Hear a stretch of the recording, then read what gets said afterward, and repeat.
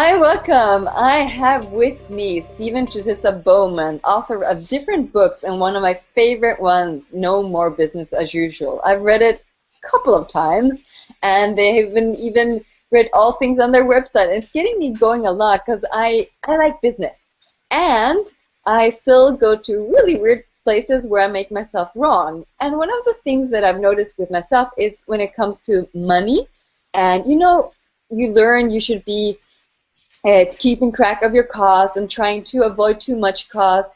And then we have the different part of it with the business part where you're like, oh, but if I invest money, I will create or do something different with my business. So I would love you guys to talk a little bit about this, like cutting costs and how you look at investing with money to create something different.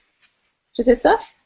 In this reality, which we call contextual realities, when things are not working well in business or in life, financially, they tend to think the first thing they need to do is to cut costs and to trim the fats, as what they say in business. So the first thing that people tend to go in business is to find a way to cut the expenses and costs. At the end, they cannot become productive anymore because they cut so much cost that will not allow them to create anything else. And also, beside business, individual people do that as well. And basically what we're saying is, okay, instead of cutting costs, why don't you see what else can you create, what else can you add that will actually generate more revenue stream of income? Why don't you ask, what else do I need to add into it that will create more money for me?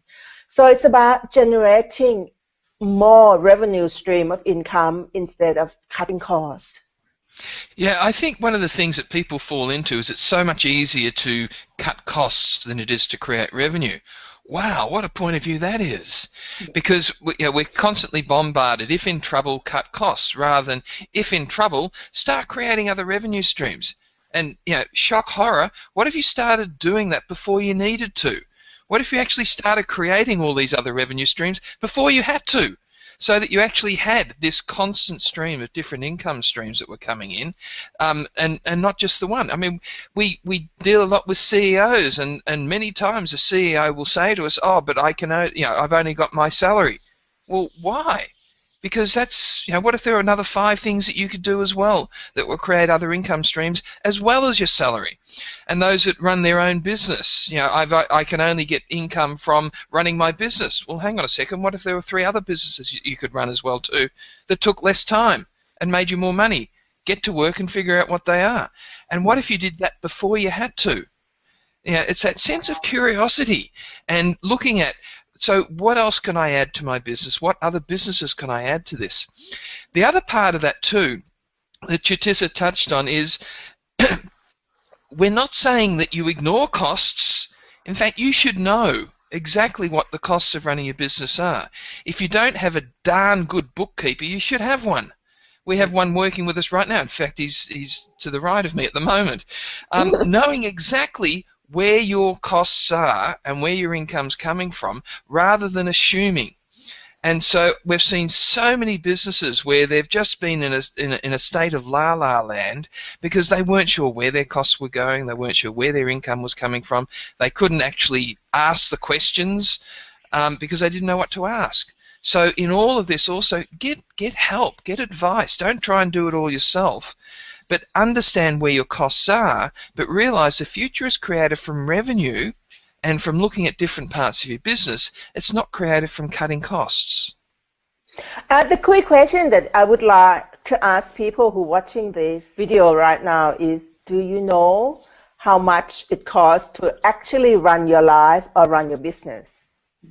And if the answer is no, we would suggest that that would be the first thing that you start doing, to work out, to find out how much does it cost to run your business a week? How much does it cost to run your life a week the way you would like to have a life? But if you don't know what it is, you're just going to overextend yourself.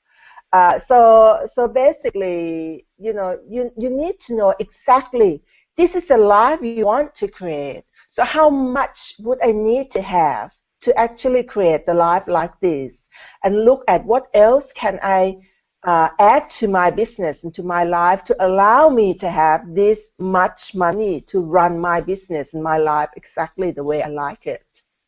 And it's much simpler than most people think. It's much simpler and easier to actually keep track of these things in ways that make it actually quite exciting. And what if the greatest joy in your business was when you sent invoices out?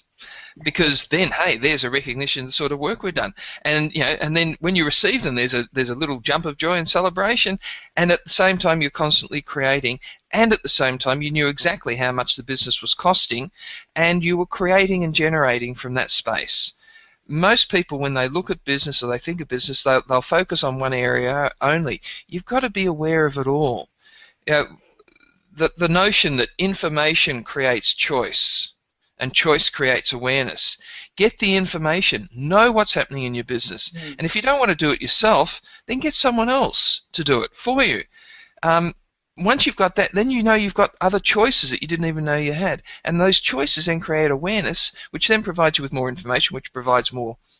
And it just goes on and on. But that's exactly, I totally agree with that. And I think we are very blessed in our life, in our business, because we have very complementary skill and like and dislike. For example, when Steve said that he likes doing invoices, he really loved doing invoices, and he would not give it away to our bookkeeper or anyone because that's a space of generation for him. He loved doing invoices, so he knows what's coming in. And for me, invoices is just like a mundane and boring. I love to take the money that we actually create from the invoices and make the money grow and make the money for us.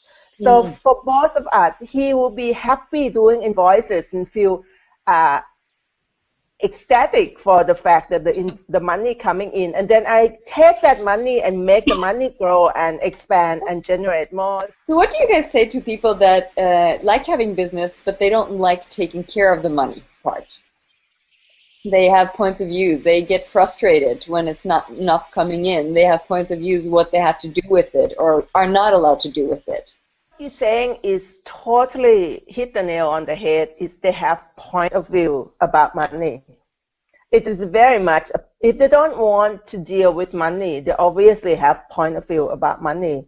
In fact, they actually have a point of view about themselves in regarding to money. The reason why people don't create a lot of money in their life is that because they don't feel ease with money.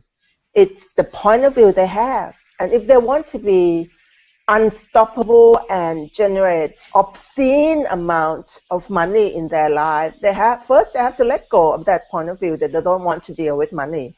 I don't feel at ease with money. Money's the grease that oils the ease of life. Oh, I like that. And don't think it's just you. This happens at the top levels of organizations as well. We often have conversations with very, very, very senior people in very large organizations, and the comment often is, well, how much money is actually out there? And we work through the iteration of that, and we actually realize that there's an infinite amount of money out there. And the next question then becomes, well, why isn't more of it in your bank account? If there's an infinite amount out there, why is not more of it in your bank account or your organization's bank account? And there's only one response to that makes sense, and that response is because it's your point of view about what money is, what it should look like, where it should come from, how it's created, who it should belong to. It's those points of view that create your bank balance, not what you do. Wow, yes. So this is amazing, and one of the things I am so looking forward is you guys changing, unlocking, helping people to get out of the points of views that they might not even know that they have. Because those are the ones, the tricky ones, the ones that pop in my head, those I work with, but there's sometimes the ones underneath. So don't miss the telecall series because we can ask Stephen to just a lot about these points of views, where we're stuck. And I've seen how brilliant it is to work with you guys and talk to you guys because there's so much space where you don't have points of views and it just creates something very different. So if you want more information, go to the website nomorebusinessasusual.com, and there is all the practical information and also what else is going to be in that telecall series.